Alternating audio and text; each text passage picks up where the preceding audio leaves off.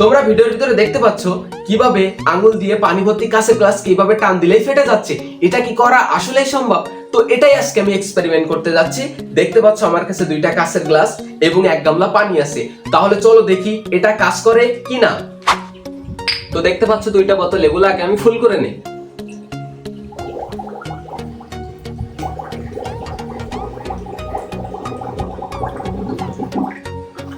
এই যে দেখতে পাচ্ছ ফুল হয়ে গেছে। এবার চলো এগুলা ফাটাই, দেখি কেমন হয়। একটা এখানে রাখি আর এটা আমি ফাটাই।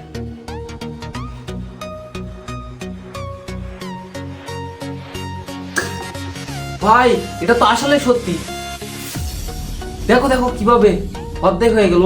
ভাই সাহ, ভাই ভাই ভাই দেখো দেখো দেখো, ও ভাই অসাধারণ অসাধারণ, এটা আসলে কাজ করে, এটা আসলেই কাজ করে।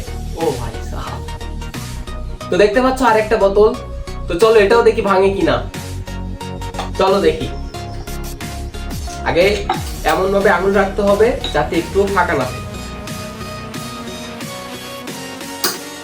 ও ভাই ভাই ভাই দেখো দেখো দেখো, এটার অবস্থা দেখো। ওরে এখান থেকেও ফেটে গেছে, কত বড় লেয়ার দেখতেছো, তাও কিন্তু ফেটে গেছে বাকি টুকরা। ও ভাই ভাই এই যে অবস্থা দেখো, মানে হালকা টানে কিভাবে ফেটে গেল দেখতে পেলে?